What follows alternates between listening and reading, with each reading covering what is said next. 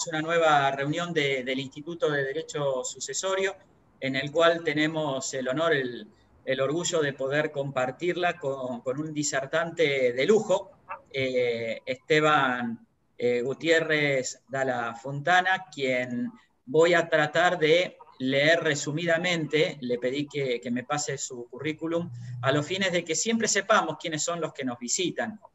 Y Esteban Matías Gutiérrez Dalla Fontana es abogado egresado de la Facultad de Ciencias Jurídicas y Sociales de la Universidad Nacional del Litoral en el año 1998. Es abogado especialista en Derecho Administrativo, egresado de la Universidad Nacional del Litoral en el año 2011. Es abogado especialista en Derecho Sucesorio, egresado de la Universidad Nacional de Rosario año 2015. Es doctorando en Ciencias Jurídicas de la Universidad Católica de Santa Fe, cohorte 2017, y con la tesis que ya se encuentra presentada. Así que ahí a la expectativa para su respectiva defensa. Es asistente y expositor en diversos cursos y jornadas de Derecho Civil y Sucesorio, autor de varias publicaciones de Derecho Sucesorio en Rubinstein Cussoni Online, La Ley, Doctrina Judicial, Revista del Foro de Práctica Profesional, entre otras. Es colaborador en el Código Civil y Comercial comentado de Jorge Alterini en el tomo 11, Transmisión de los Derechos por Causa de Muerte. Dirección del tomo a cargo del doctor Francisco Alberto Magín Ferrer. Colaborador en la actualización del Tratado de Derecho Sucesorio de Jorge Perrino. En su actividad profesional ejerce la profesión de abogado desde el año 1998 y desde el año 2014 es Procurador General de Herencias Vacantes del Ministerio de Educación de la provincia de Santa Fe, lo cual hace que en otra oportunidad, Esteban, ya es un abuso, juntamente te vamos a invitar con el doctor Eduardo Olioy, que ocupa aquí en Rosario esa actividad, ¿no es cierto? También en cuanto a su actividad académica, es profesor asociado de sucesiones en la Facultad de Derecho y Ciencias Políticas de la Universidad Católica de Santa Fe, en sede Santa Fe. Es profesor de jefe de trabajos prácticos en la Facultad de Ciencias Jurídicas y Sociales de la Universidad Nacional del Litoral. Es miembro del Centro de Estudios de Derecho Comparado. Es coordinador de especialización en Derecho Sucesorio de la Universidad Nacional del Litoral. Es secretario académico de la Facultad de Derecho y Ciencias Políticas de la Universidad Católica de Santa Fe. Es secretario de la Academia Internacional de Derecho Sucesorio. Y le da tiempo para venir a los institutos también a iluminarnos con su conocimiento y a compartir generosamente toda su experiencia también, porque yo digo, no es solamente lo que uno sabe a nivel teórico, sino también lo que uno ejerce, ¿sí? El conocimiento y la práctica requieren sí o sí venir de la mano. Así que, sin más preámbulos, doctor Esteban Gutiérrez Dalla Fontana, es un orgullo, un honor recibirte en nuestro instituto. Bueno, adelante. muchas gracias, muchas gracias. Hubiera dicho que era abogado ejerciente y con eso me alcanza, y profesor y ya está. Todo lo demás, no tengo no me aburro, digamos, con todo lo que tengo que hacer. Así que, Eso está bien. bueno, lo bueno que te mantiene activo, sobre todo en este tiempo de pandemia, donde pude terminar mi tesis, presentarla y ya está entregada al tribunal, y eso digamos, si yo tendría que sacar algo del 2020, es eso. Cuando dice, bueno, ¿qué nos deja este año? Bueno, es eso, mi tesis, porque me encerré durante este tiempo de pandemia y pude hacerlo. Les agradezco mucho la invitación, para mí es un honor, me hubiera gustado estar en Rosario y después ir a comer ahí a la Costanera, pero bueno, lo hacemos hacia la distancia, ya estaremos por allá, donde he vivido 2 años, semanas salteadas, cuando hice la especialización, y donde no me olvido más esa época de abogado, estudiante, a la distancia. Así que un gran placer haber cursado la especialización ahí en la UNR, con Sandra Torres, con Mariana Iglesias y con el maestro, siempre lo recuerdo, gran amigo, gran persona, gran jurista, Roberto Miguel Natale, a quien bueno, tengo a Julieta acá presente, pero nunca voy a dejar de recordarlo porque es uno de mis, junto con Ferrer obviamente, mis más citados, porque he aprendido mucho de Roberto, de su calidad de jurista y de su calidad humana. Así que vaya mi recuerdo para el gran Roberto, a quien siempre tengo presente. Bien, a mí me encomendaron hablar de investidura de la calidad de heredero. Voy a compartir un breve PDF, perdón, estamos con los PDF, no, con esto, ¿cómo se llama? El PowerPoint. ¿A dónde estará ahora el PowerPoint? Que lo tenía por acá, a ver.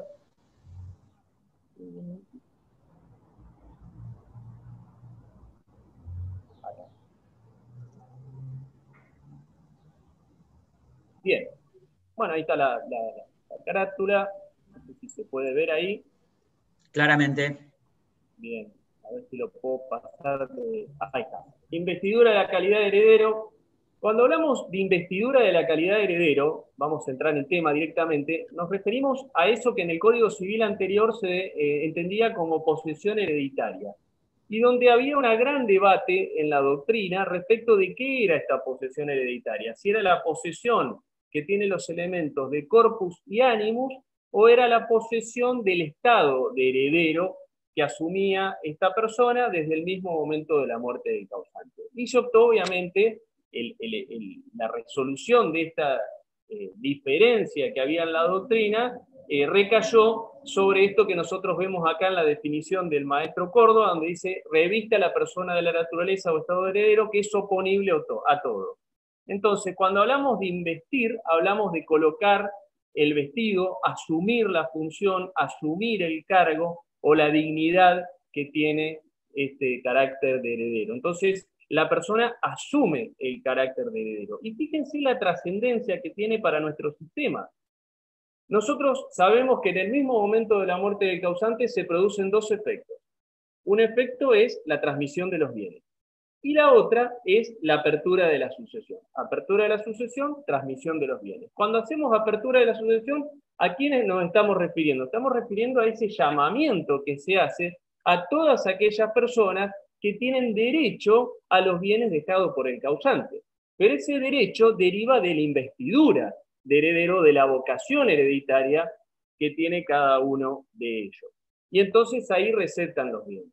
En el derecho español, por ejemplo, tenemos la herencia adyacente, es decir, que entre el momento de la muerte y el momento de la aceptación de la herencia queda en un estado de como latiendo, ahí permanece yacente, como se dice. En cambio, en nuestro sistema no. En nuestro sistema el heredero es heredero desde el mismo momento de la muerte del causante, es sucesible desde el mismo momento de la muerte del causante. Lo que hace con la aceptación de la herencia, o la renuncia, lo que hace con la aceptación de la herencia es confirmar la calidad de heredero que tiene desde el mismo momento de la muerte del causante. Pero la investidura, tenemos un doble sistema. Un doble sistema. Este doble sistema tenemos investidura de pleno derecho e investidura judicial. Pero en ambos casos, siempre pensemos a la investidura como aquella situación en donde el heredero asume definitivamente esta calidad. ¿Y qué puede ser? En ese doble sistema de pleno derecho o puede ser con reconocimiento judicial. Y ahí, como vemos en la filmina, en la diapositiva, tenemos el artículo 2337 y 2338. Es fundamental esta cuestión, entiendo yo, aunque la vemos como una suerte de, bueno, esto es obvio, es una verdad de perogrullo, porque la investidura, fíjense dónde está regulado, en estos dos artículos que están a continuación de lo que se define como proceso sucesorio, artículo 2335, y la competencia y el fuero de atracción del juez de la sucesión en el 2336. Entonces, si nosotros nos vamos al 2335, ¿qué observamos? Observamos, dice que el proceso sucesorio, en el artículo S, habla del objeto. ¿Cuál es el objeto? Identificar a los herederos. Y ahí nos vamos justamente al tema de la investidura. Lo primero que vamos a hacer, al momento de ocurrir la muerte del causante, al momento de iniciar el proceso sucesorio, ¿qué va a hacer? Determinar quiénes son los herederos.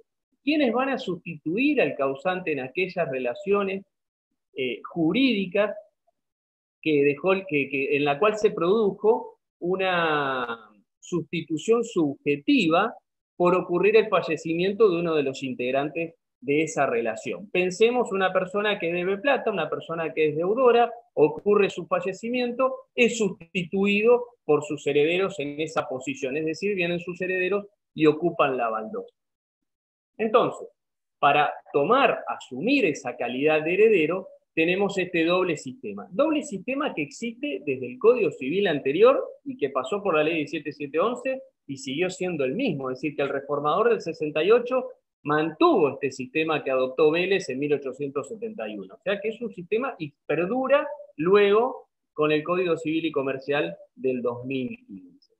En esta investidura de pleno derecho, que tiene el 2337, lo que hace este artículo es condensar los artículos 3410, los artículos 3417, 3418, 19, 20 del Código Civil anterior. Porque dice que cuando la sucesión tiene lugar entre ascendientes, descendientes y cónyuge, ellos continúan, dice, vamos a leerlo correctamente, si la sucesión tiene lugar entre ascendientes, descendientes y cónyuge, el heredero queda investido de su calidad de tal desde el mismo momento de la muerte del causante, sin ninguna formalidad o intervención de los jueces, aunque ignore la apertura de la sucesión y su llamamiento a la herencia. ¿Qué es esto? ¿Qué es esto? Es el 3417. Continúan la persona del causante, son acreedores, poseedores, deudores, propietarios de todo lo que lo fuere del causante, sin necesidad de intervención de los jueces. Y esto viene del derecho español, viene del derecho indiano, de esa recopilación de India, de ese fuero juzgo, en donde se había herederos que eran públicamente conocidos, los jueces no tenían nada que hacer.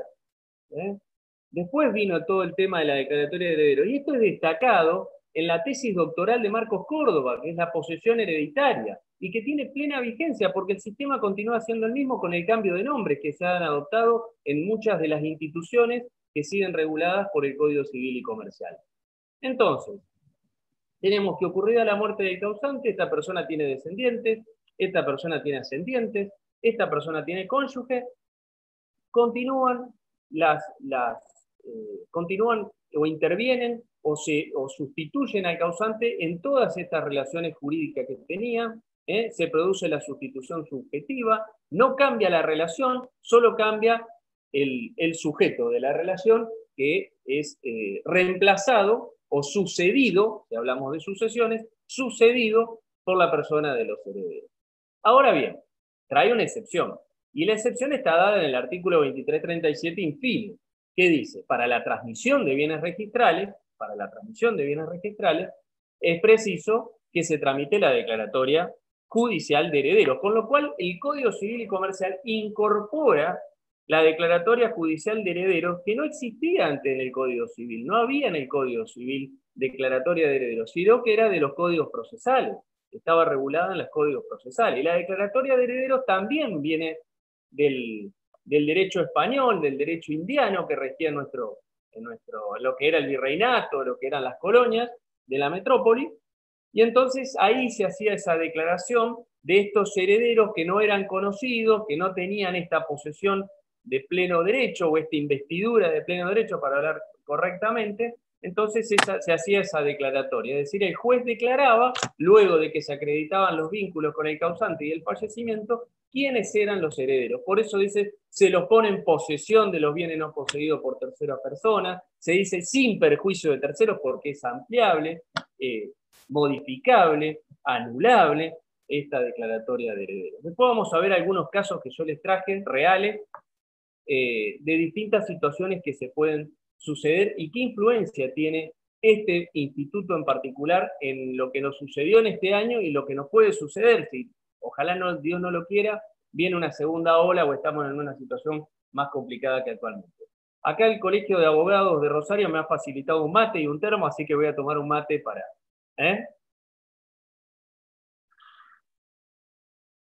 Te lo hicimos llegar por encomienda, llegó en el momento, ¿no es cierto? Sí, sí. Bien. Calentito y todo. Bien. En cambio, hay otros sucesibles, que son los colaterales, los parientes colaterales, los testamentarios, que no van a estar investidos de pleno derecho, sino que tienen que ir y pedirle al juez que los reconozca como tales. Este reconocimiento se hace obviamente acreditando los vínculos con el causante, la muerte, y se los declara herederos. Ellos sí, ineludiblemente, van a tener que pedir este reconocimiento judicial, pues si no, no van a poder ejercer los derechos que les son atribuidos legalmente.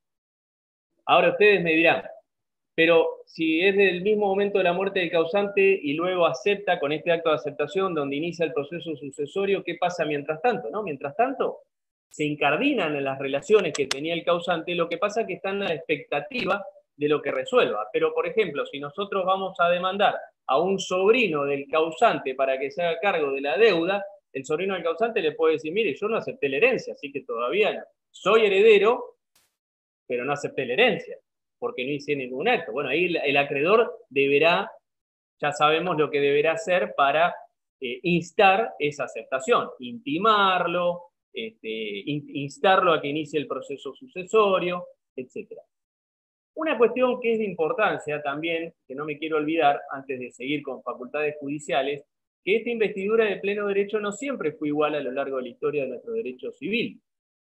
Y quiero destacar la figura de Vélez Sarsfield, que Vélez Sarsfield estableció al cónyuge supérstite, dispuso que el cónyuge supérstite, a diferencia de las legislaciones europeas, sea heredero legal, sea heredero con llamamiento legal y además de heredero con llamamiento legal legitimario. Lo que pasa es que no le puso investidura de pleno derecho, sino que investidura con reconocimiento judicial. Bueno, eso varió con la ley 17711 y adquirió esta investidura de pleno derecho. Y es importante destacarlo porque es una legislación, la que nos rigió hasta el año 2015, de avanzada, y que se replica en distintas normas que vemos en nuestro libro de los derechos de transmisión por causa de muerte. Entonces no quería dejar de destacar esa situación en donde el cónyuge pasó de ser investido por reconocimiento judicial a ser investido de pleno derecho. Ahora bien, en las sucesiones testamentarias ya no hablamos de declaratoria de herederos, sino que hablamos de lo que nosotros conocíamos, el auto probatorio de testamento, o como se le denomina ahora, declaración de validez formal del testamento. Y ahí tenemos que distinguir, porque ustedes me dirán, ¿todos los sucesores testamentarios? Sí, todos los herederos testamentarios tienen que iniciar para que sea reconocido su título. Con respecto a los legatarios, bueno, ellos suceden, en realidad no suceden, sino que reciben una liberalidad que efectúa el causante por una disposición testamentaria. No vamos a entrar en lo que es legado, que muy bien lo decía Roberto Natale, citando a Fassi, en el Tratado de los Testamentos, decía que es de las instituciones legado más difíciles de definir. Entonces, cuando damos clases decimos que son liberalidades que realiza el causante y no vamos al objeto porque si no, no terminamos nunca de definir cuál es el objeto. Pueden ser cosas presentes, futuras, cierta, determinada, fungible, no fungible, alternativa, y no terminamos más. De crédito, de deuda, bien. También deberán iniciarlo, pero no para ser instituido heredero, sino para recibir aquello que fue objeto de la liberalidad que realizó el causante dentro, obviamente, si hubiera herederos legítimos dentro de la porción disponible. Entonces ahí vemos que este doble sistema que yo les mencionaba anteriormente, el de pleno derecho y el reconocimiento judicial. Y va a ser distinto de acuerdo a que el testamento sea hológrafo o de acuerdo a que el testamento sea por acto público. Pues si el testamento es hológrafo, estamos frente a un instrumento privado que realiza el causante de su puño y letra, que lo fecha y lo firma. Entonces, ese instrumento privado tiene que ser presentado ante el juez. ¿Para qué? Para darle certeza, seguridad, eficacia, eficiencia. ¿Para qué? Para que el juez, primero, observe que se trata de un testamento, efectivamente, porque no vamos a presentar cualquier cosa. Nunca me voy a olvidar una clase que dio Sandra Torres de cartas misivas, muy buena, en el posgrado, que me sirvió de mucho, así que acá va la cita también para Sandra. Entonces, primero va a verificar que se trate de un testamento, no una simple manifestación, es mi deseo que seas el día de mañana, o tengo la intención de... ¿Qué pasa? Acá está el maestro Ferrer interrumpiendo.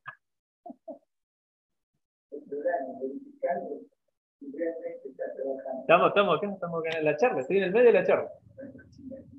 Bien, Entonces verifica que se trate de un testamento. Luego se designa, lamentablemente tenemos esta designación de la pericia caligráfica o el perito calígrafo para que constate o verifique, certifique o acredite que se trata de la letra y de la firma del causante. Y digo lamentablemente porque esto ha dado lugar, no digo en Rosario, en Santa Fe, ni en localidades de los que son asistentes acá, que algunos peritos calígrafos han querido subir al caballo del haber hereditario en vez de cobrar por su función.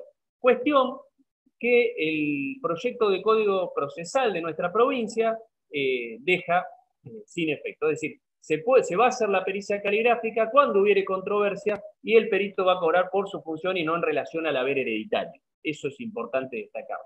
En el código procesal que se aprobó en Mendoza, solamente será la pericia caligráfica cuando hubiere controversia, es decir, cuando hubiere contradicción, cuando hubiere una diferencia. Si no hay controversia, basta con el reconocimiento de testigos, como era anteriormente. Por algunos casos que ha habido, es como que se tomó esta decisión, lo cual hace que el testamento hológrafo se transforme en algo muy oneroso. Pero no es solamente la onerosidad, sino lo que hablábamos alguna vez con Jerónimo, genera incertidumbre. Genera incertidumbre. Al momento que ustedes van, acá estamos entre abogados, va a la consulta y le dicen, doctor, doctora, quiero hacer mi testamento, ustedes le van a decir, sabiendo esta situación, que hagan un testamento hológrafo. Porque puede ocurrir también, y ocurre de hecho, que hoy nosotros no tenemos una escritura indubitada, con la cual cotejar esta escritura dubitada, que es la que tiene el testamento. Sí tenemos la firma, porque todos registramos firmas en nuestros trabajos, en los bancos, en los registros, etc. Todos tenemos la firma, así que existen elementos para cotejar indubitado. Entonces no podemos quedar a mitad de camino. Y ustedes saben que a mitad de camino puede generar que los que vengan a heredar sean las personas que no quería el causante que hereden. No quería el causante que se llevase en eso. Miren, brevemente, hubo un caso que tiene la persona estaba en concubinato, en convivencia durante 30 años, gente que hizo su testamento en la década del 80 y se lo dejó, vamos a poner de ejemplo, a un abogado de la ciudad de Rosario. El abogado lo guardó en su caja fuerte y se lo entregó a la concubina porque estaba instituida heredera en ese testamento hológrafo. No se lo entregó el abogado, se lo entregó el hijo del abogado porque el abogado ya había fallecido. O sea, miren el tiempo que pasó, pasaron como 30 años. Bueno, cuando lo presentan, se presentan unos sobrinos también. Entonces lo presenta el testamento durante la vigencia del código anterior. Entonces citan a 2 testigos, hacen el reconocimiento. Dicen, es la letra, es la firma, perfecto. Se presentan los sobrinos y dice, habiendo entrado en vigencia el Código Civil y Comercial, pedimos que se haga la pericia caligráfica. Y los abogados que intervenían en este trámite la aceptaron, seguros y confiados en esta historia que hubo previamente, en donde el mismo hijo del abogado que había recibido ese testamento hológrafo y lo había guardado en su caja fuerte, lo presentó con un escrito, relatando toda esta situación. Bueno, la pericia caligráfica se hizo con 3 peritos y 2 delegados de parte, es decir, 5 peritos. ¿Saben cómo salió? Mal. Salió mal. Entonces el testamento no tuvo la eficacia. Los que están ahora tramitando la declaratoria son los sobrinos y la concubina supérstite, conviviente hoy, supérstite, se quedó sin la herencia. ¿Se dan cuenta el peligro que sucede con esta situación? En cambio, antes era mucho más simple. Un detalle procesal, que también esto lo remarcaba Roberto y Ferrer cuando hicieron explicaciones en el Tratado de Peirano. Las normas procesales se aplican inmediatamente a las sucesiones en trámite, para los actos no realizados. Acá ya se había realizado el reconocimiento, es decir, que los abogados deberían haberse opuesto a esta pericial y decir, bueno, acá ya se cumplió, porque esto ya se había hecho de acuerdo al Código Civil de Vélez. Entonces, pero se dan esas situaciones, este inconveniente o este incordio que nos puede llegar a generar esta pericia caligráfica. Pero supongamos que pasamos esta pericia caligráfica, acreditamos que es la letra y la firma, el juez rubrica el principio y el fin de cada página y lo manda a protocolizar. Entonces la protocolización también acá se desdobla.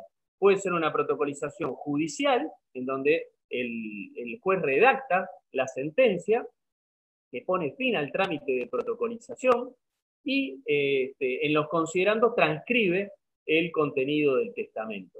Esa sentencia original va al libro de protocolo de autos y sentencias junto con el testamento original, es decir, se protocoliza, se incorpora al protocolo. ¿Qué es eso? Protocolizar según la RAE. En cambio, si vamos por la notarial, tenemos que designar un escribano, nuevo gasto, el escribano hace la hoja de protocolo, transcribe los prenotados, es decir, todos los antecedentes de la causa, desde el momento que se inició hasta el momento en que asume el cargo de escribano, transcribe las disposiciones del testamento y luego la firma el juez a la escritura y él la certifica o autoriza. Ese original se guarda en el registro de protocolos de actos de última voluntad que tiene el Colegio de Escribanos, junto con el testamento original.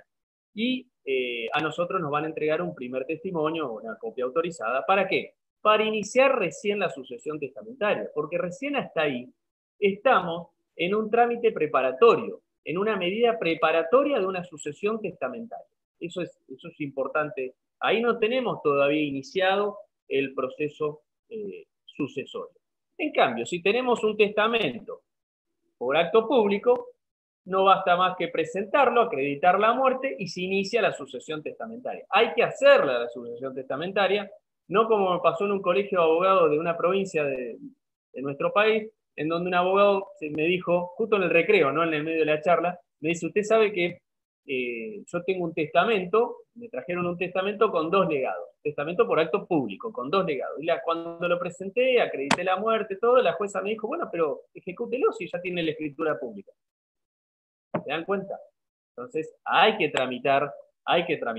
Por eso esa primera parte del 2339 debe presentárselo o indicarse el lugar donde se encuentre. Pero hay que tramitar la sucesión, hay que publicar edictos, hay que hacer los oficios respectivos, hay que hacer el oficio al colegio de escribanos porque puede aparecer un testamento que revoque el que yo estoy iniciando, o puede ser que alguno lea los edictos y diga, pero yo tengo un testamento hológrafo que complementa ese, entonces presenta.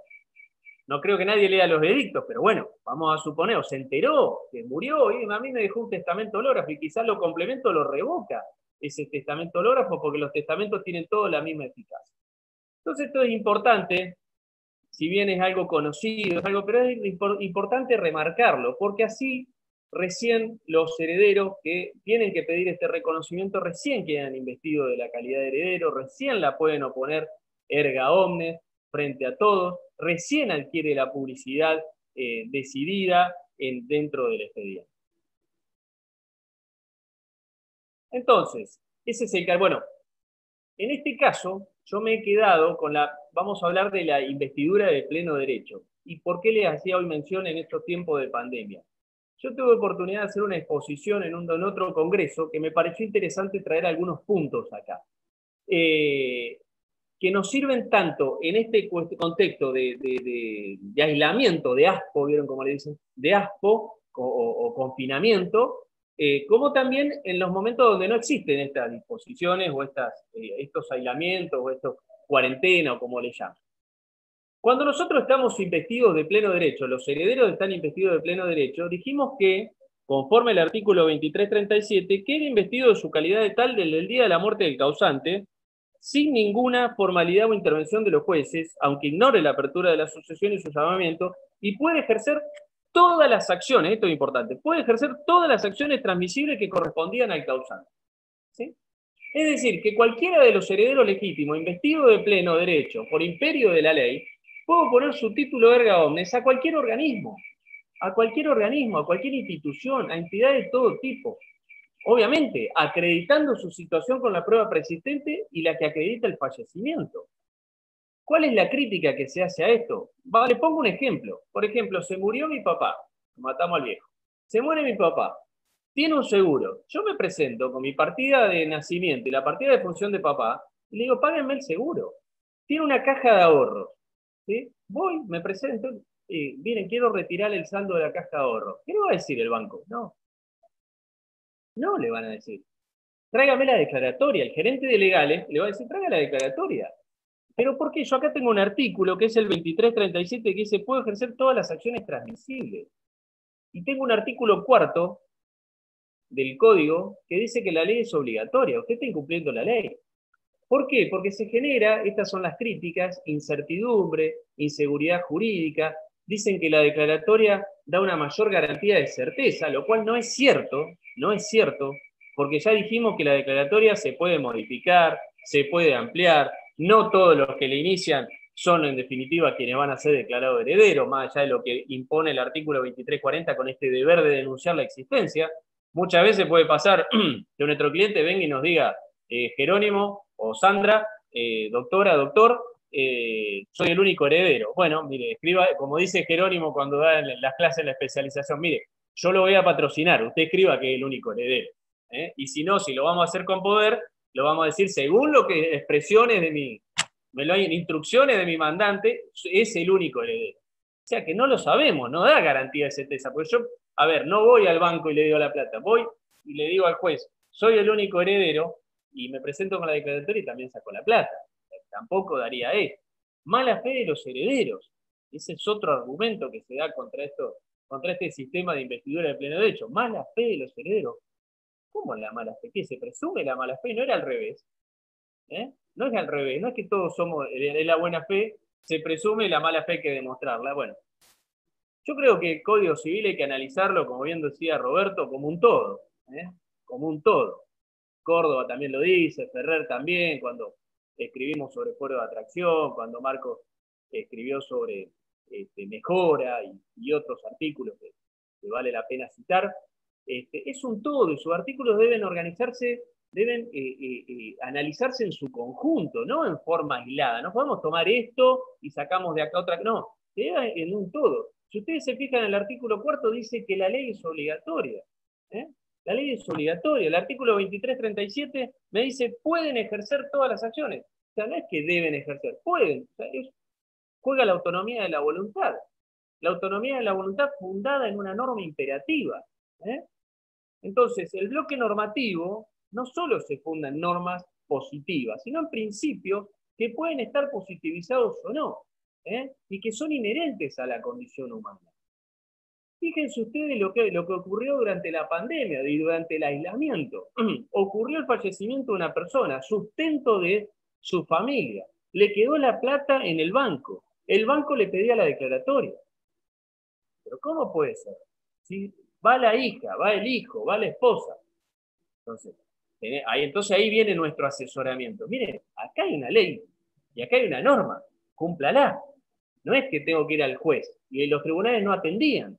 Después sacaron las acordadas y se acuerdan todo eso conocido. Por lo tanto, estos principios positivizados, ahí yo lo cité, buena fe, lo que les decía anteriormente, abuso del derecho y abuso de la posición dominante por parte de estos organismos o estas instituciones que nos deniegan el derecho.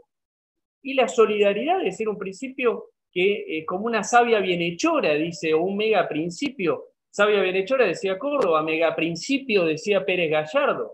Es decir, cuando nosotros estamos, que es lo que generalmente ocurre en comunidad hereditaria, porque queda la cónyuge supérstite o el cónyuge supérstite, quedan los hijos, nace esta comunidad hereditaria, en ese ejercicio de los derechos que se ejercen dentro de esta comunidad, que es la concurrencia de sujetos con los mismos derechos sobre un patrimonio común, eso es comunidad hereditaria, por eso se denominan comuneros, y como bien criticaba Roberto, estaba mal decir copropietarios de la masa indivisa. Entonces ejercen la titularidad de ese patrimonio desde el mismo momento de la muerte del causante, y cada acto que realice esos comuneros tiene efectos no solo para sí mismos, sino efectos dimanadores hacia los demás. Por eso actúan de buena fe, o deberían actuar de buena fe, y actúan en base al principio de solidaridad. Entonces, en esta unión de dos instituciones, la investidura de heredero y la comunidad hereditaria, cualquiera de los herederos puede ejercer estos derechos transmitidos mortis causa, no solo cuando hay un único heredero, sino también cuando hay más de uno, con lo cual se forma esta comunidad hereditaria que yo les mencionaba. Es decir, tenemos instituciones, tenemos normas y tenemos soluciones. No todo es recurrir a la declaratoria. Se me podrá decir, bueno, pero nos quedamos sin trabajo los abogados. No, al contrario, no nos quedamos sin trabajo. Es otra forma de asesorar. En algunos casos van a tener que iniciar la declaratoria porque tienen bienes registrables. Ustedes saben que si tienen un inmueble, tienen un automotor, la declaratoria se la van a pedir porque el registro tiene que saber, tiene que inscribir, ya sea que sea de registro declarativo o constitutivo. Esto, bueno, es más o menos lo que le decía de la comunidad. Y en ese ámbito de comunidad, de indivisión hereditaria,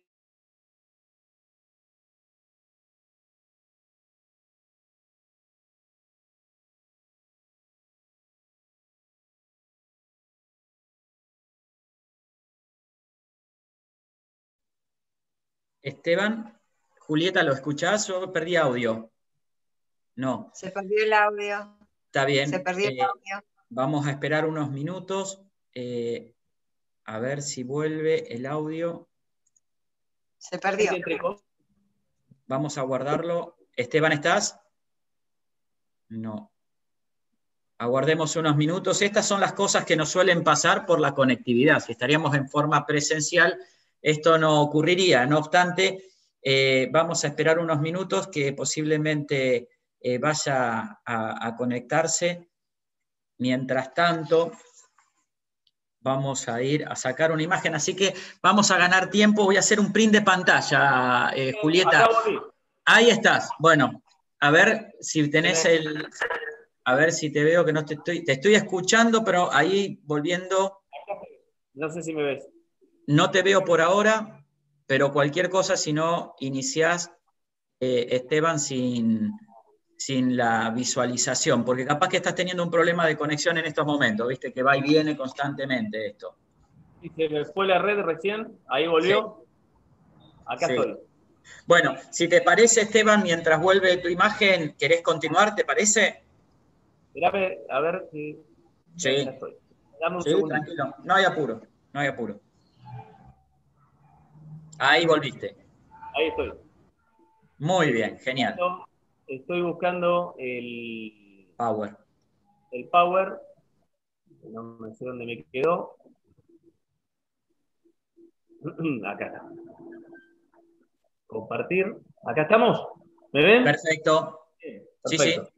Por ahí no sé, se corta así y yo tengo con el cable y Wi-Fi, pero por ahí, ahora estoy con Wi-Fi.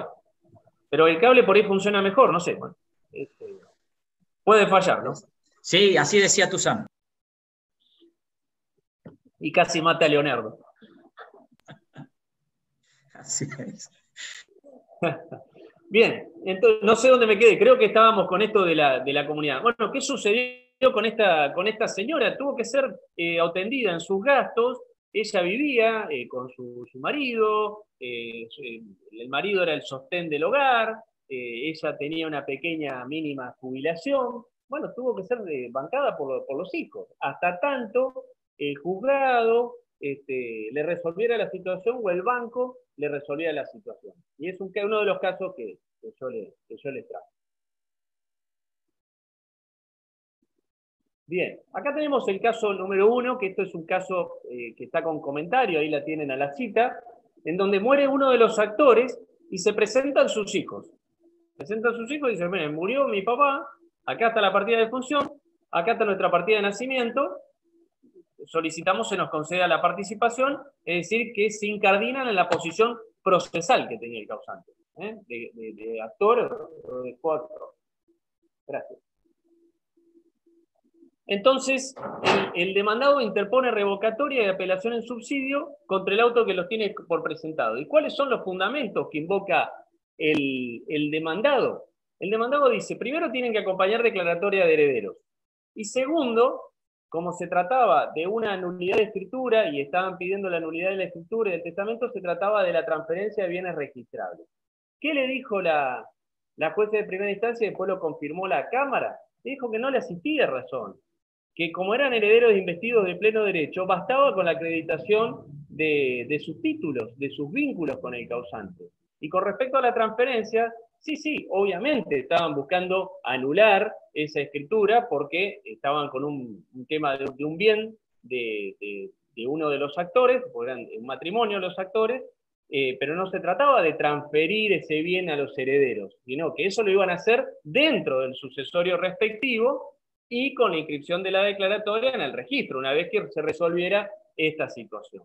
Esto es un comentario mío, es un fallo que me pareció interesante, Carol María Luisa contra Aracel Moro, sobre nulidad de escritura o instrumento. Es una cuestión vinculada, a ese me pareció interesante traérselo, porque ahí se demuestra el carácter o el tema de la investidura de la calidad de heredero de pleno derecho.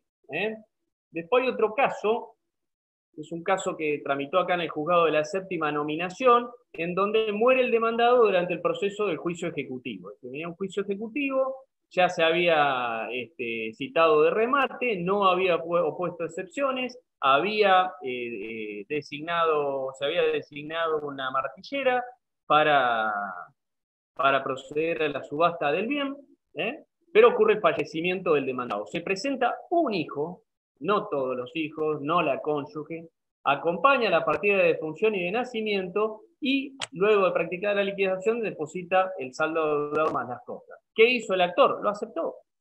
Porque ¿para qué iba a oponerse? Si ocupaba la posición procesal y levantaba las medidas cautelares y evitaba el remate. Obviamente se cubrió el saldo deudado más las cosas. Por eso me pareció interesante, en me tocó intervenir, yo estaba por el actor, y bueno, no vamos a andar haciendo, tenemos que aplicar lo que enseñamos, ¿no? Obviamente. Y después tenemos este caso que les mencionaba. Bueno, Juan Carlos falleció en el mes de julio del 2020, estaba casado con Herminda, tenía 2 hijos mayores de edad, Milagros y Javier. Juan Carlos era jubilado docente y además había ejercido como ingeniero civil. Operaba en 2 bancos privados, allí tenía todos sus ingresos. Respecto de la vivienda en que habitaba con Herminda, la habían donado con reserva de usufructo, un clásico, usufructo vitalicio, a sus 2 hijos, y la cónyuge supertite y los hijos quieren disponer del dinero depositado en los bancos, pues constituye el sustento de la viuda hasta que se tramite la pensión. Entonces ahí, ¿qué le decía? Esto justamente, traiga la declaratoria, etc. Entonces, se remitió carta documento requiriendo el depósito en la cuenta de uno de los hijos de los saldos de cajas de ahorro y demás productos financieros, y se adjuntó fotocopia de la libreta de matrimonio. ¿Qué hicieron los bancos? Los bancos aceptaron esta carta documento, porque deben haber tenido alguno que estudió sucesiones o vio alguna charla nuestra y dijo, bueno, me voy a evitar costas, porque en otro caso hubo con costas. Entonces se citaron los siguientes artículos: artículo 2337, artículo 2277, que es la transmisión a aquellos llamados por la ley o por el testamento, de todos los bienes que no se extinguen, o todos los derechos y acciones que no se extinguen por el fallecimiento del causante, es decir, el objeto de la transmisión. Los actos conservatorios y las medidas urgentes que se pueden hacer dentro de la administración extrajudicial, habiendo comunidad hereditaria, es decir, concurrencia o indivisión hereditaria cuando concurre más de 2 herederos. La figura del mandato tácito, porque esto fue hecho con conocimiento de los demás herederos que avalaban este accionar, y obviamente el artículo 4 del Código Civil, obligatoriedad de la ley, y se hizo reserva de daños y perjuicios. En otro caso, me tocó hacerlo ya judicialmente, como una medida cautelar, invocando estos derechos hereditarios, fue condenado en costas del banco. O sea que además que tuvo que devolver la plata, tuvo que pagar. Y la plata la depositó judicialmente, o sea que la tuvimos que sacar. Pero en este caso en particular, lo único que observable, digamos, es que nunca se contactaron con el abogado, nunca se contactaron conmigo, sino que directamente lo hicieron con los herederos. Y lo que le pidieron es que acompañen constancias de quit y algún requisito más. Obviamente esto es trabajo profesional, se cobra, se hace, y después de esto vinieron estos herederos y abrimos el sucesorio, pero a los efectos de transferir un automotor que era del causante. Lo interesante de todo esto es que nos da herramientas para exigir el cumplimiento y evitar la ida al tribunal por un requisito que no está fijado legalmente y que no surge del texto de la norma. Marcos Córdoba dice que cuando los jueces exigen este tipo de situaciones o este tipo de declaratorias están incurriendo en prevaricato. ¿Por qué? Porque sus sentencias no se fundan en ley, porque no hay ninguna ley que imponga a los herederos investidos de pleno derecho obtener declaratoria de heredero cuando no se trata de bienes registrables, es decir, cuando no se da la excepción del artículo 2337 infine. Entonces me parece es un buen tip, digamos, una buena cuestión para traer acá al instituto y que les sirva a los colegas que están asistiendo. Bueno, eso es todo por mi parte. Estoy a las preguntas que después quieran hacer. No sé si luego de la exposición de Jerónimo hacemos en conjunto. Así que muchas gracias por la atención. En primer lugar, Esteban, muchísimas gracias. Como siempre, la claridad de tus exposiciones, que son sumamente valiosas y útiles. Yo diría, salvo mejor opinión, que si hay alguna pregunta en concreto, Julieta, que hayan realizado mediante chat o quieran realizarla ahora para que no de alguna manera se olvide o se distraiga al tiempo de la exposición que voy a realizar, que la hagamos ahora. ¿Sí? Ahora, bueno. A ver. Dale. Voy a chequear el chat. A ver cuáles son las dudas de los colegas. Bueno, la doctora Intón justamente menciona de que su esposo falleció en cuarentena y quería compartir su experiencia con respecto a la invocación del artículo 2337. No sé si está allí. Sí, Fabiana, si te parece, habilita el micrófono, te estamos escuchando. Adelante, Fabiana. Gracias, Julieta. Hola, ¿me escuchan? Por supuesto, sí. Sí. Bueno, no me gusta ser autorreferencial y mucho menos en reuniones tan multitudinarias, pero para los que me conocen saben que mi esposo falleció hace 4 meses y bueno, mi caballito de batalla durante este tiempo fue el 2337. Más allá de que en forma simultánea, bueno, un mes después de su fallecimiento inicié la declaratoria de herederos y bueno, con el énfasis que me caracteriza, saqué declaratoria de herederos en menos de 3 meses, pero para otros trámites. Todo lo que fue cobro de seguros, subsidios y demás, invoqué el artículo 2337. Si bien es cierto lo que dice el expositor, no la tienen tan clara en las reparticiones, ni en los bancos, ni, no sé, cuando hay subsidios de la facultad o demás, no lo tienen tan claro. Ellos consideran que cualquier pago se realiza con la declaratoria de herederos. Esto me llevó a presentar reclamos basados en el artículo 2337 y como mencionábamos antes, el código es uno solo, por lo tanto, para todo lo que sean cuentas, sueldos y demás, siempre conviene citar algunos principios del derecho de familia, como, bueno, el estado de vulnerabilidad a veces en el que queda el viudo o la viuda, especialmente en la situación de cuarentena que estábamos atravesando, como así también invocar el carácter alimentario del sueldo, cuando es un sueldo el que queda por cobrar.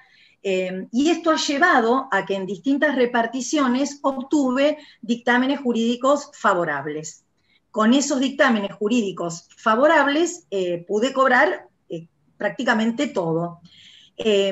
Otro detalle que me parece importante, que yo lo agregué, porque no nos olvidemos que la cuarentena me exigió, además del estado de viudez, estar absolutamente despierta y atenta para que se pueda resolver esto en tiempo casi récord, como lo logré. Y me parece, vi que había algunas preguntas también sobre ANSES, más allá de que conseguir algo en ANSES en este tiempo fue una proeza.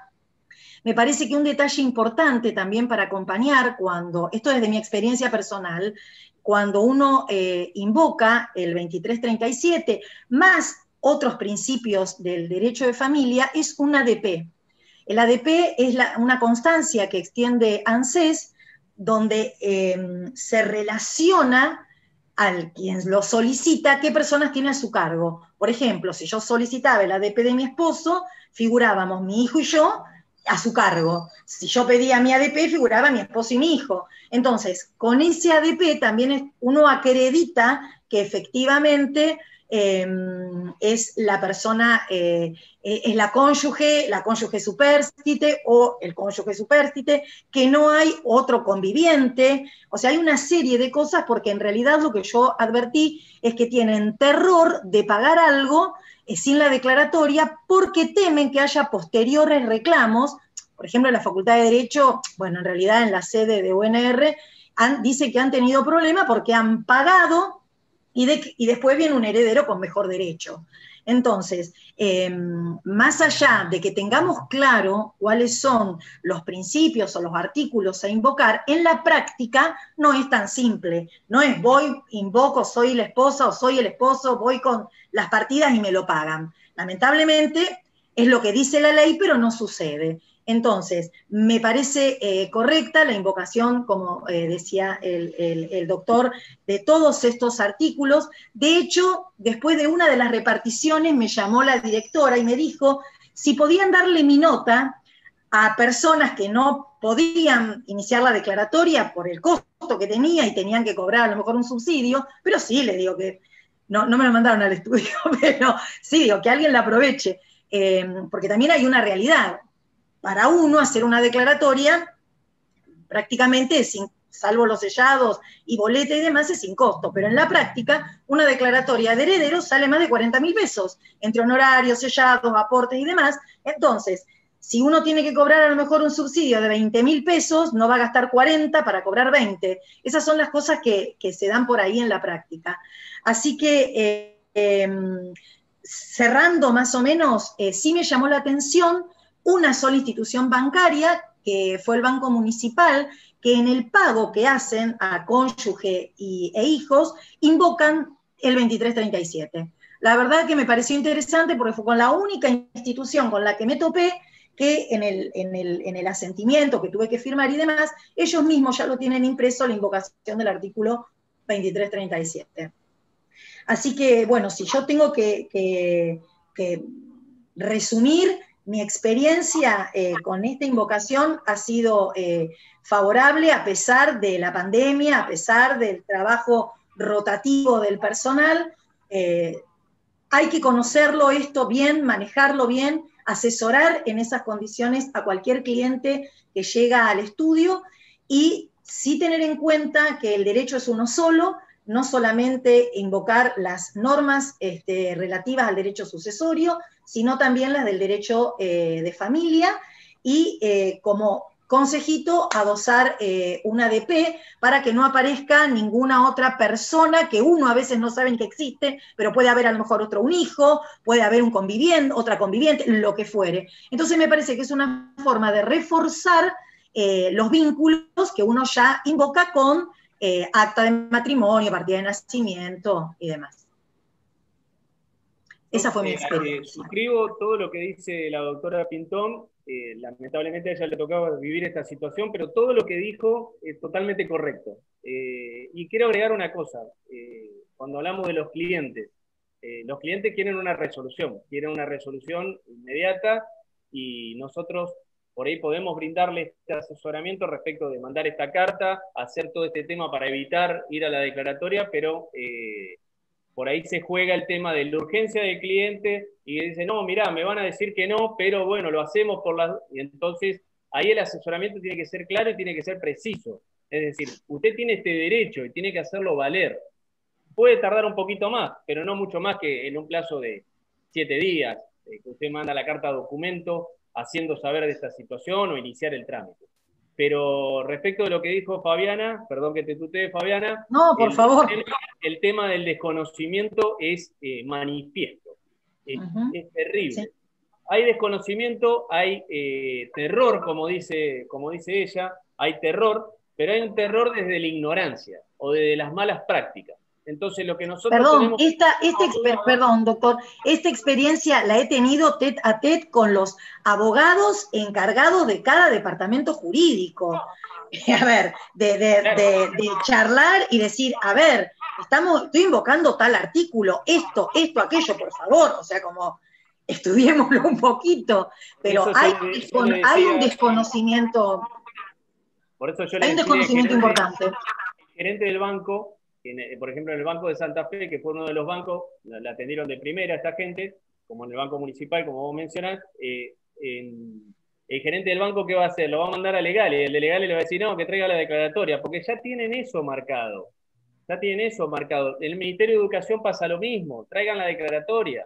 y uno le dice, pero Sí, mirá que y la otra, perdón, la otra opción que me daban era un oficio judicial ordenando el pago. No, o sea, la denuncia, como ya sabemos, porque me parece que no hay que mezclar los temas. A veces cuando hay dinero que solo estaba a nombre del causante, una caja de ahorro, ¿qué hacemos habitualmente? Denunciarlo en el sucesorio como parte del acervo hereditario y sacar de esa manera el dinero. Pero a veces cuando son cuentas, sueldos y demás, en realidad también piden que se ordene el pago por oficio judicial. Y tampoco corresponde, porque también para el oficio judicial uno tiene que iniciar un expediente.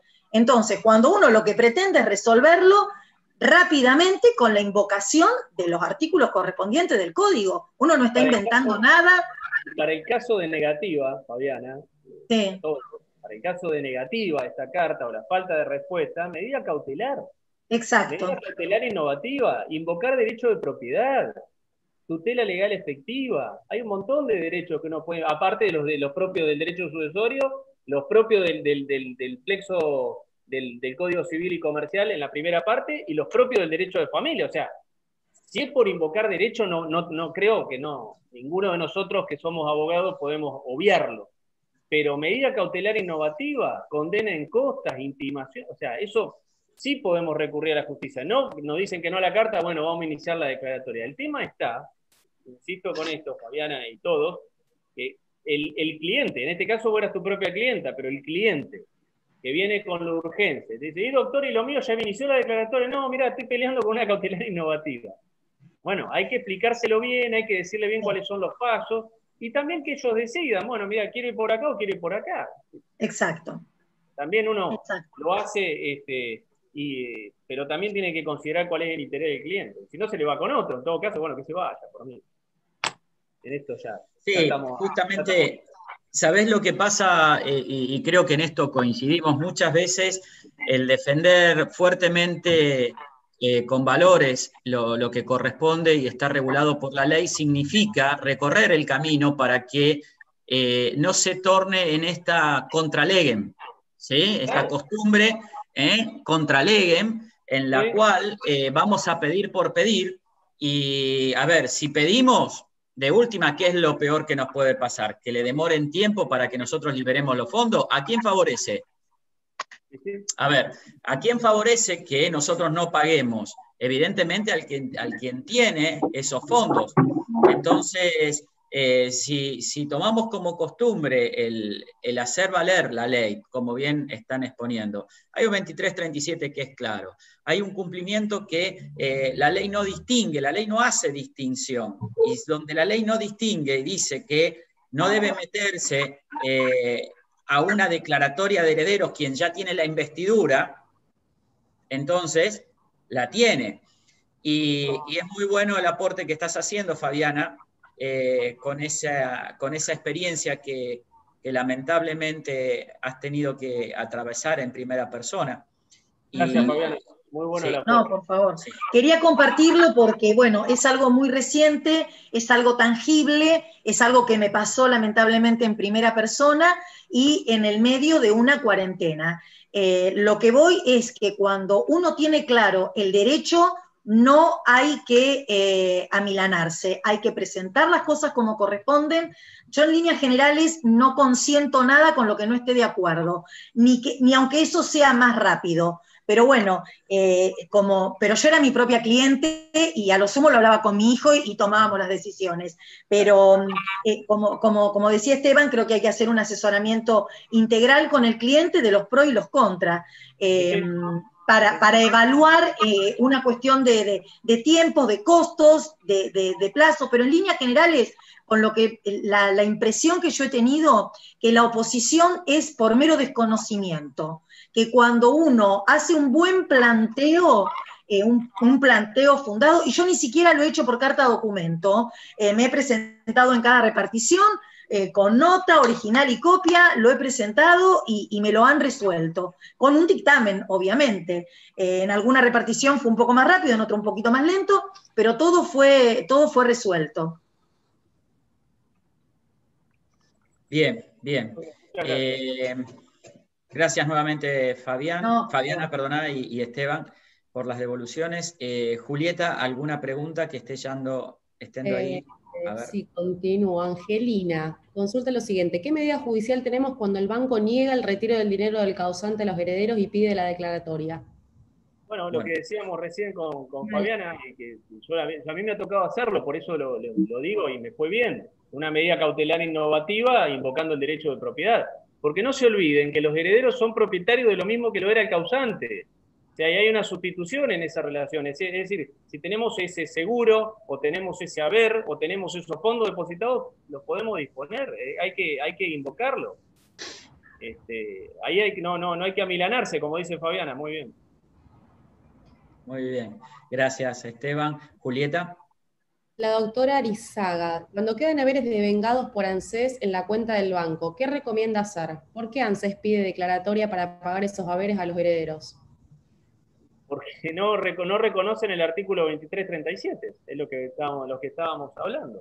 Y lo que recomiendo hacer es enviar este tipo de carta documento o hacer una presentación en un reclamo administrativo, en este caso ante la ANSES, para que les transmitan los fondos. Obviamente van a tener que acompañar toda la documentación respectiva, acreditar el fallecimiento, acreditar los vínculos con el causante, con las partidas, que le van a pedir partida de cajón. No les van a aceptar la libreta de matrimonio, porque la libreta de matrimonio es un instrumento público, pero la gente no la reconoce. Otra mentira, otra práctica contra legem, como dice Jerónimo, no reconocer el valor de la libreta de matrimonio. Que hasta hace un tiempo era lo único gratis que nos daban cuando nos casábamos. Y lo que yo siempre digo, y lo uno a lo que estás diciendo, Esteban, el valor probatorio de las libretas. Prueban, salvo prueba en contrario, debidamente firmada e intervenida por el jefe del registro civil, prueba plenamente su contenido. Después de eso, salvo que el argumento de que, por ejemplo, en una libreta de matrimonio no se inscribe el divorcio, en una libreta de matrimonio no se va a inscribir el desplazamiento de un estado filial, yo no niego, eso es cierto. Y es cierto también que la libreta hace alusión, remite a una partida correspondiente. Todo de eso coincidimos, pero eso viene luego. Es decir, primero, plena prueba, salvo que se pruebe lo contrario. Y bueno, pero con la partida pasa lo mismo, con, por ejemplo, un matrimonio. El matrimonio se divorcia y no le inscriben en el registro no lo sabe. Si el juzgado no le comunica. El juzgado le comunican con un oficio que hacemos nosotros, pero supongan, no pagaron los aportes, no está hecho el oficio. Y entonces tenemos título válido. Soy el cónyuge de Supertite, acá estoy. Tengo título válido. Ahora, ese título genera plena fe, salvo que sea redarguido de falso. Bueno. Tendrá que demostrarse que estaban divorciados, excluirlo al cónyuge Supertite, pero mientras tanto prueba. Y esto lo dice la ley del registro civil, no es un invento de los abogados que hacemos sucesión y no queremos ir a pedir la partida. Eso también, porque a mí una vez me dijo una secretaria, ¿por qué no querés traerme la partida? Pero porque yo ya lo acredité. Ya está acreditado con la libreta, la hice certificar y todo.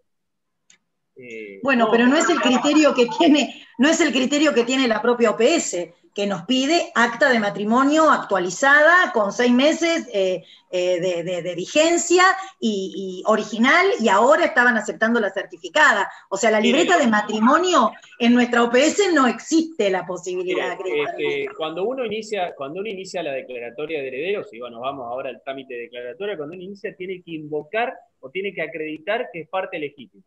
Entonces esta invocación es un fumus bonis iuri, es decir, un humo de buen derecho. Es una verosímilmente acredito. ¿Con qué lo puedo hacer? Con la libreta.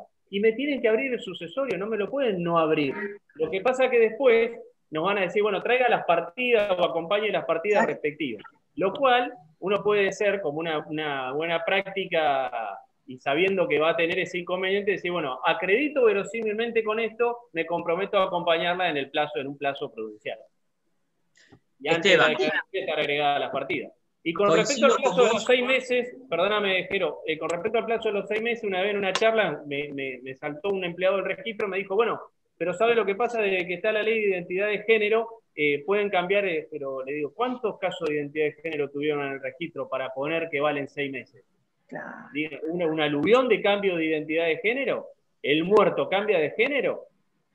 Entonces le digo, bueno, seamos realistas, si es para los herederos, vaya y pase, póngale para la de nacimiento, pero la del muerto ya está, no se puede hacer. Salvo que haya hacer una rectificación porque murió de causa violenta, bueno, entonces, pero son cosas muy puntuales, muy estrictas. A mí me han tocado en 20 y pico de años de profesión, me han tocado creo que 3. La verdad que es increíble lo que el costo y los requisitos que se generan para un trámite que está clarito, está preciso. Hago a los fines de acompañar, primero acordar con todo lo que estás diciendo, Esteban, y una cuestión que nosotros decimos en el instituto como una buena práctica que aconsejamos a los abogados, coincido plenamente acreditando verosímilmente la legitimación activa, la vocación hereditaria de quien se presenta a la apertura del proceso sucesorio. Está bien también pedir en el mientras tanto y antes de que se dicte la declaratoria de heredero, pero por nosotros también, el hecho de las partidas actualizadas.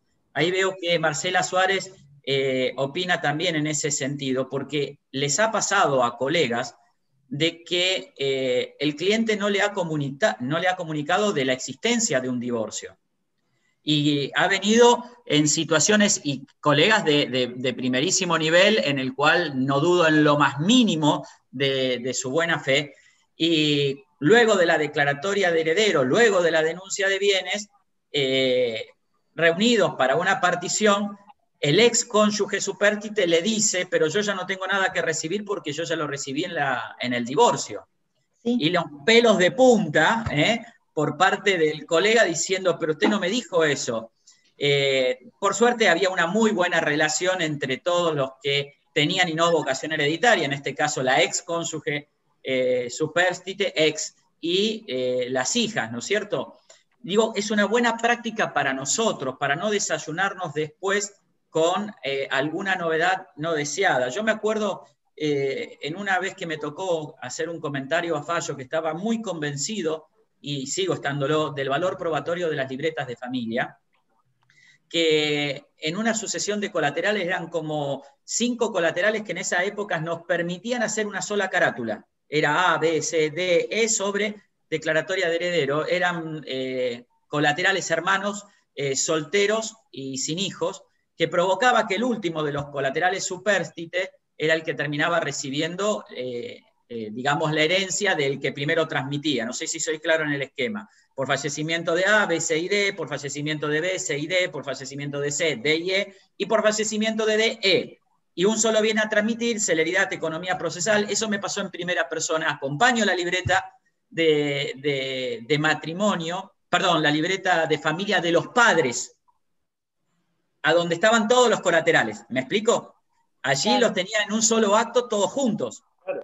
Y dicta, el dictamen ¿cómo es? De fiscalía fue adverso.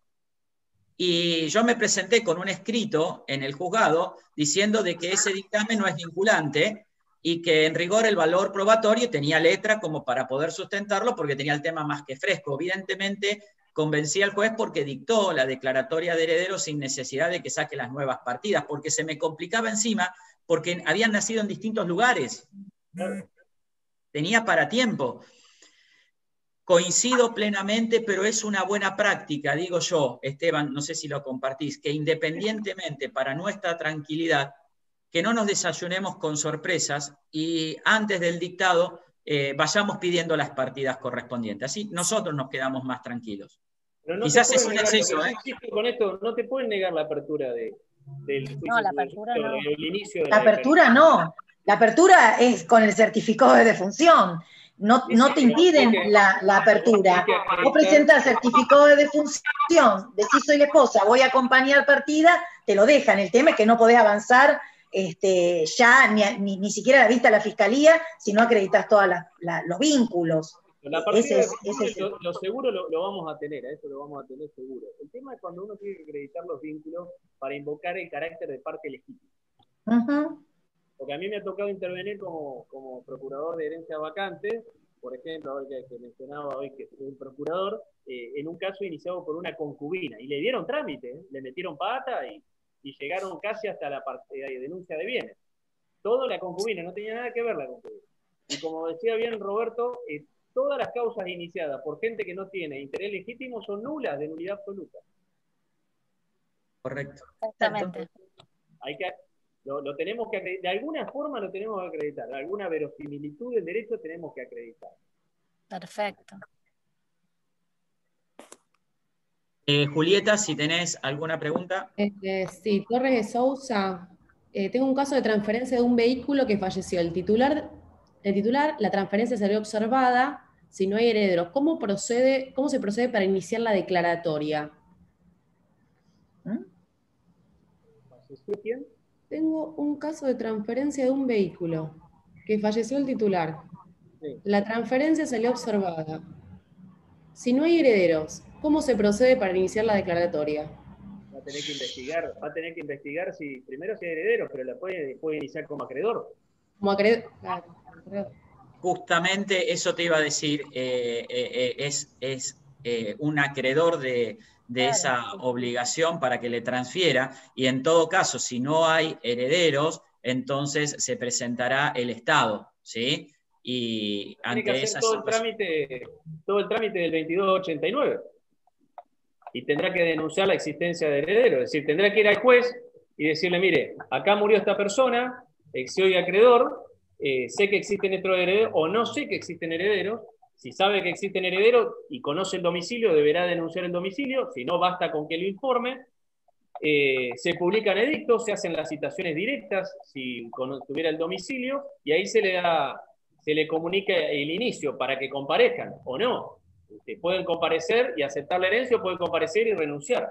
Si todos renuncian a la herencia, tendrá que comunicarle al ministerio para que nos presentemos y entenderse en esa obligación con el curador de la herencia vacante, que tiene la representación activa y pasiva del haber hereditario.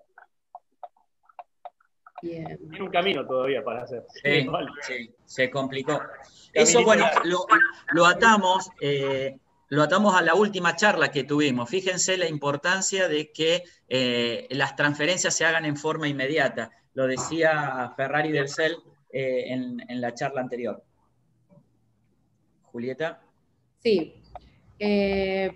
Lucio Primucci. En el caso del banco comentado que pagó los depósitos del causante a los herederos luego de la carta de documento, si soy acreedor del causante, enterado de esta cuestión, ¿qué puedo hacer? ¿Procede la responsabilidad ilimitada de los herederos en virtud del artículo 2321?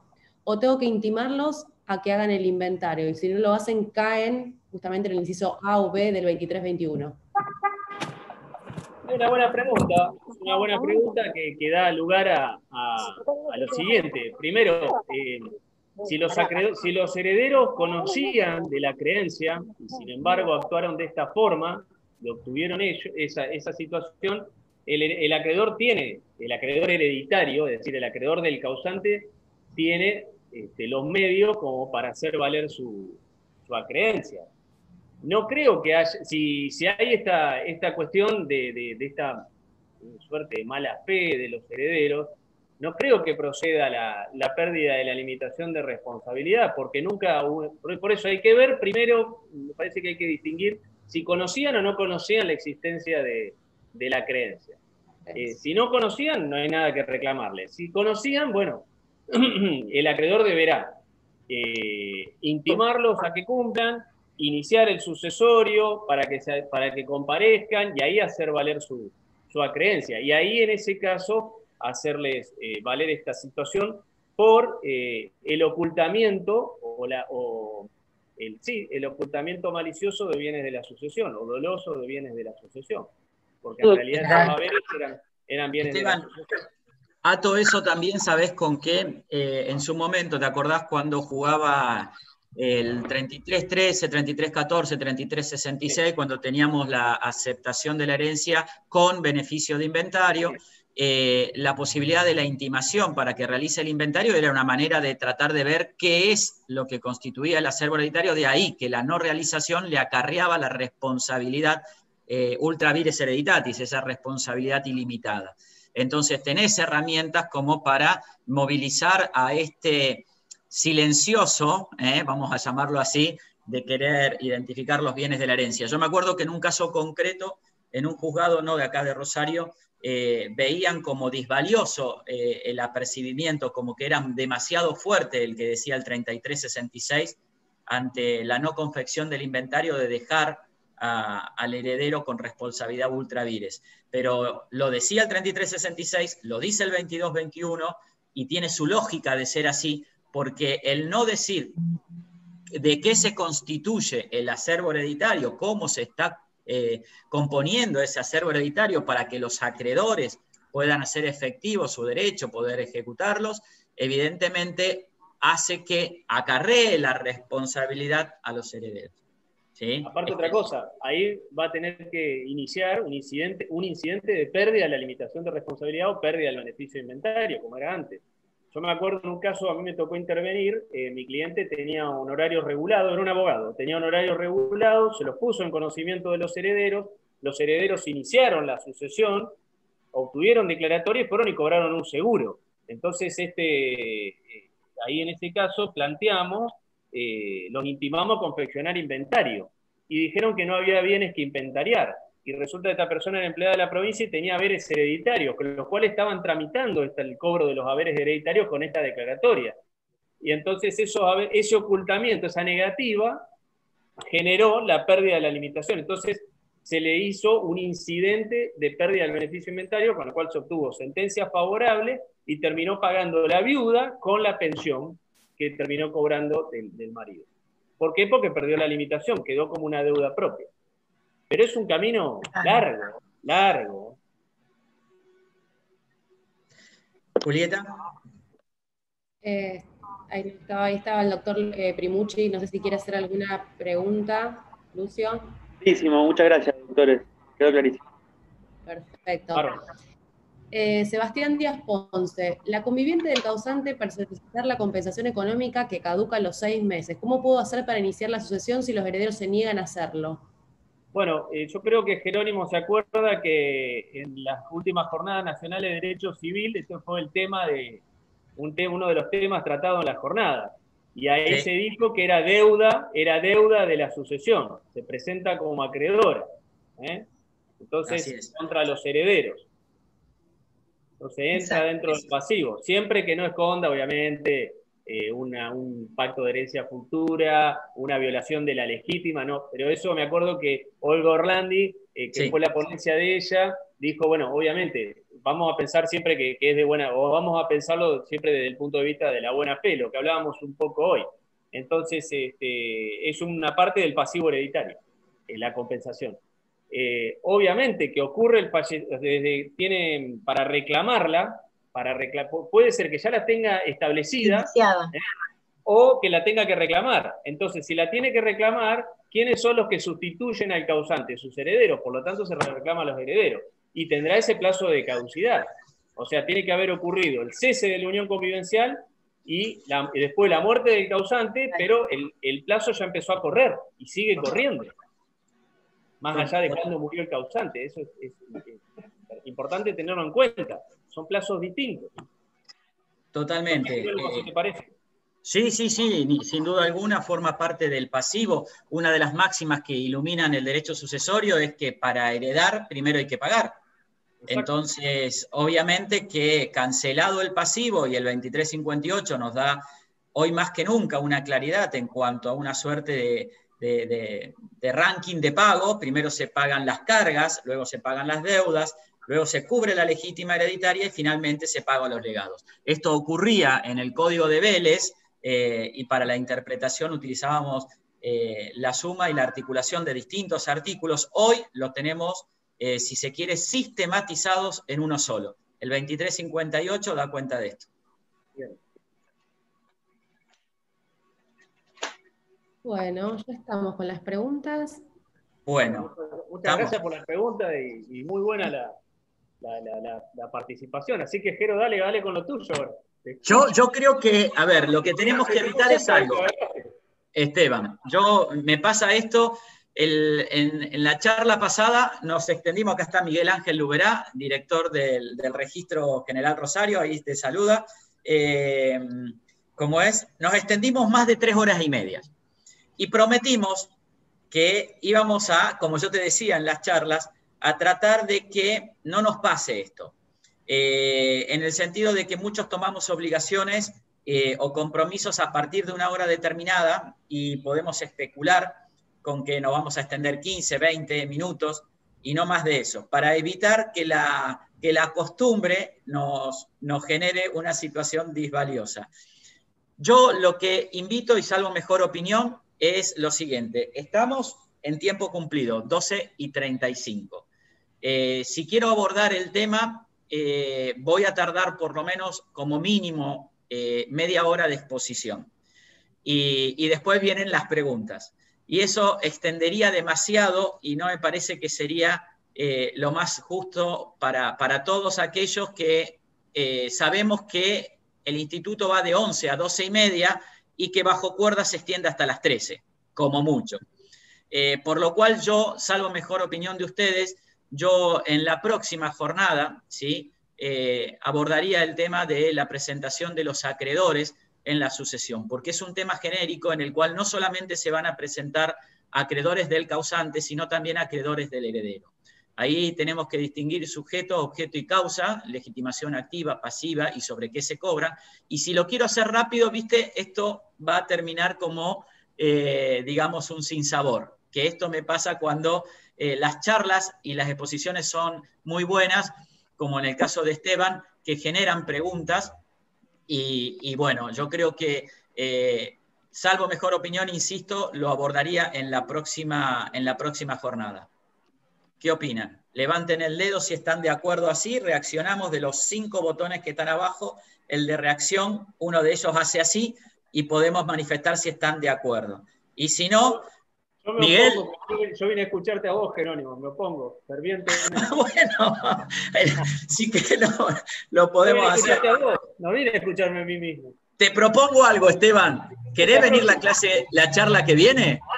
¿Y venís con el maestro también, Magín Ferrer? Difícil que lo traiga porque quiere copar la parada, pero dale, me sumo la próxima. Si me invitan, estoy. Bueno.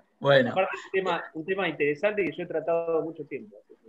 Vos sabés, Esteban, que sin duda alguna es uno de los temas que más, digamos, genera en derecho sucesorio y que le pasaba. Incluso, fíjate que el colega preguntaba, mirá, me quedó una cuestión pendiente, el causante ya, como es, no logró la transferencia en vida, ¿qué puedo hacer?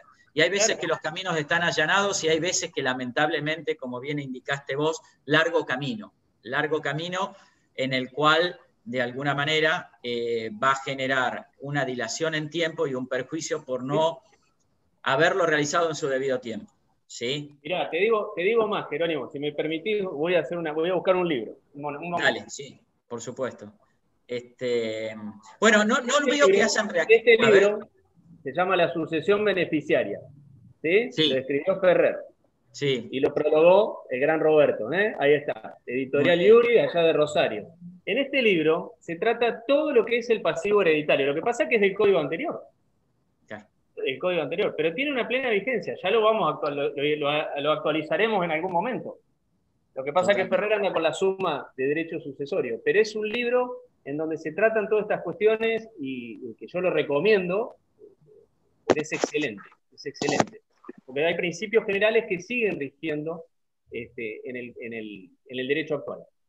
Esto de primero se paga y luego se hereda, el pago al acreedor sucesorio que ningún obstáculo puede impedir el pago, porque si no se le produce un daño, no es lo mismo que al legatario, que se le da un beneficio, ni siquiera la muerte constituye obstáculo para el acreedor, decían por ahí otros principios, la herencia en el remanente, es decir, limpiada del pasivo hereditario, en la herencia líquida, todos principios que seguramente la semana que viene vamos a poder disfrutar de tu exposición.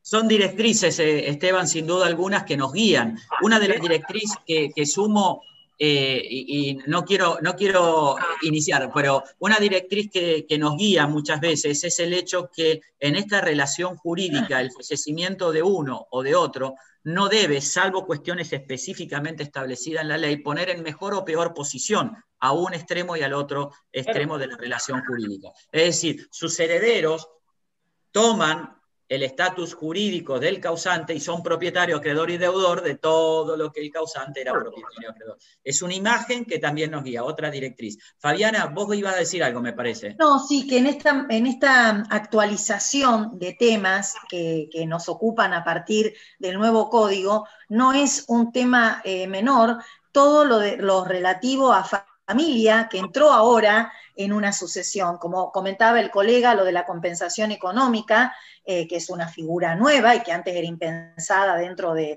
un proceso sucesorio, o la existencia de una cónyuge o una excónyuge divorciada que entra con su disolución de sociedad conyugal al divorcio, y por otro lado tenemos una conviviente que entra con un pacto de convivencia a hacer valer, a lo mejor, bienes que compraron con el causante en forma conjunta. O sea que me parece que ahora hay matices que hace algunos años eran impensados y que, bueno, forman parte ahora de la nueva realidad que nos toca.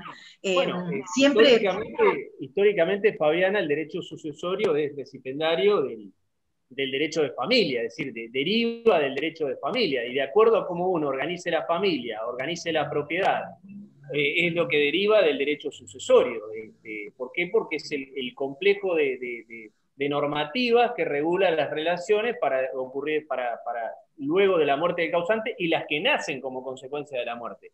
Es decir, que todo lo que vos decís es totalmente acertado y nos debate y nos impone soluciones nuevas. Sí, no claro. A nuevos problemas o a problemas que tienen un nuevo matiz, un nuevo cariz o una nueva vuelta de tuerca, diríamos, hablando... Una nueva figura de familia exige otro contenido jurídico también. También, pero no olvidemos también que, bueno, es motivo de mi tesis doctoral, que el derecho, la familia continúa siendo protegida. Familia, digo, las familias tienen protección en el derecho. De distintas formas, de acuerdo a la opción que realice cada una de las personas, ¿sí? Si la persona está en matrimonio, si la persona está en una unión de hecho o está en una unión convivencial. 3 situaciones distintas donde el derecho en general y el derecho sucesorio en particular protege. Lo que pasa es que ahí juega la autonomía de la voluntad, el pensar también, como yo siempre digo, en el papá Estado que todo me lo resuelve, el legislador me lo va a resolver, el de la autonomía de la voluntad para elegir qué forma de familia quiero adoptar, y ahí mismo, dentro de cada familia, dentro de cada sujeto que conforma cada uno de esos núcleos primigenios que constituye la familia para la sociedad en su conjunto, encuentra protección en el derecho sucesorio. Es solo pensarlo y pensarlo un poco más abstracto para llegar a esa realidad. Te digo, por poner un solo ejemplo, el conviviente supértite, que esto será tema de otra jornada, el conviviente supértite no tiene de legítima, pero puede ser instituido legatario, puede ser instituido heredero, puede ser beneficiado con la porción disponible. Ahora, de esa unión convivencial nacen hijos, tienen legítima, están protegidos por la legítima. Ahora te casaste, te uniste en matrimonio, tenés un régimen patrimonial con el cual podés optar. El conviviente no lo tiene, pero no por eso constituye un demérito, porque si no, nosotros lo que encontramos, y esto Jerónimo lo comparte, creo, yo te impongo, Jerónimo, nosotros en el derecho sucesorio hablamos siempre de normas imperativas, del orden público, de esto, y cuando abrimos una puertita a la autonomía de la voluntad, dice no, el legislador. Entonces, en familia se da otra cosa, es más maleable, acá es más estricto, pero cuando queremos decir, bueno, no, pero apliquemos la autonomía de la voluntad, como bien lo dice Gemmelmacher de Carlucci, Marisa Herrera, que son de esta gente que ha estado atrás de la organización del derecho de familia. Cuando hablamos de autonomía de la voluntad, los que optaron por una forma de unión quieren los derechos de otra. Esto es histórico. Los concubinos, en la época que estaba el matrimonio solamente y no tenían ningún derecho, exigían que los bienes sean gananciales. No, un momento. Usted tiene una unión de hecho o un concubinato, sin despreciarlo. pero usted ha elegido. No, seguro. Entonces acá la autonomía de la voluntad es muy importante. Es muy importante. Eso hay que marcarlo también. Vos sabés, Esteban, que dos cosas te voy a pedir antes de olvidarme. Que muestres nuevamente el libro porque le quieren hacer una captura de pantalla.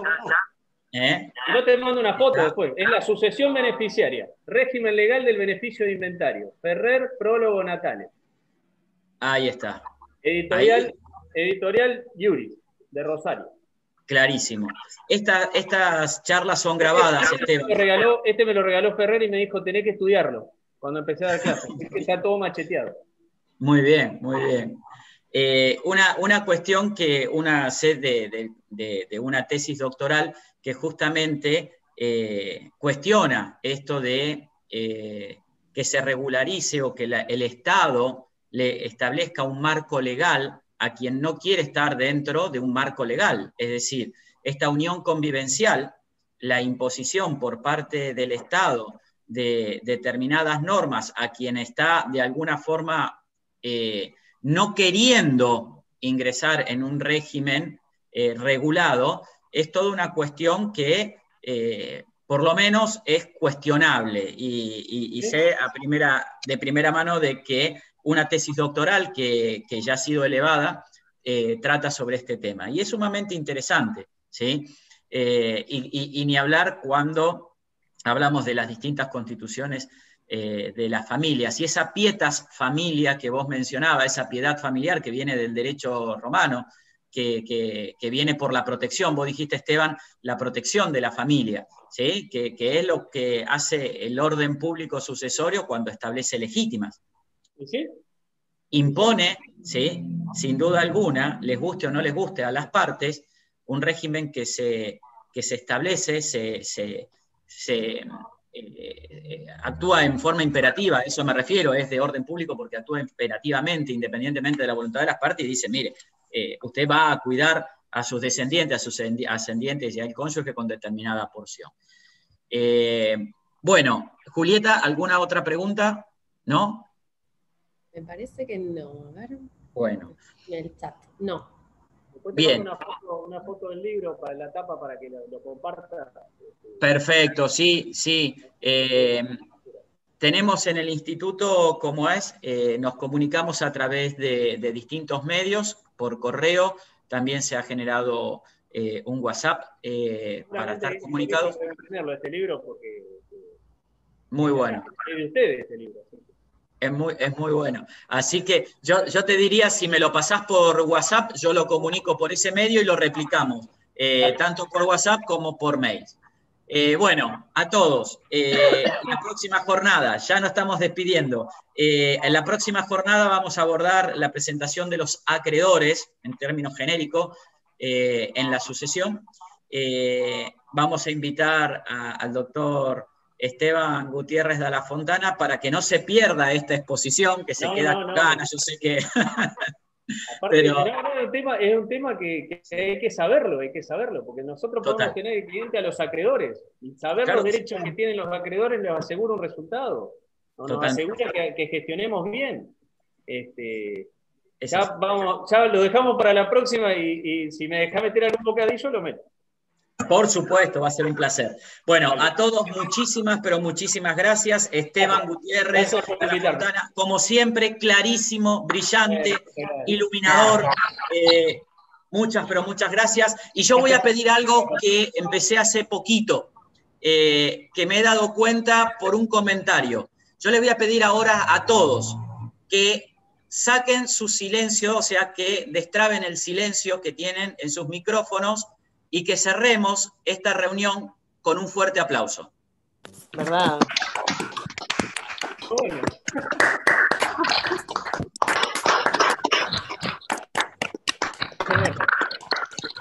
Muy bien, muchas gracias. Muchísimas gracias, Esteban. Gracias, Gero, gracias, Julieta, gracias a todos. Nos vemos. Chao. Encantado. Nos estamos viendo. Éxitos. Chao, querido, cuídate. Gracias. Chao, Julieta. Chao, hasta luego, Esteban.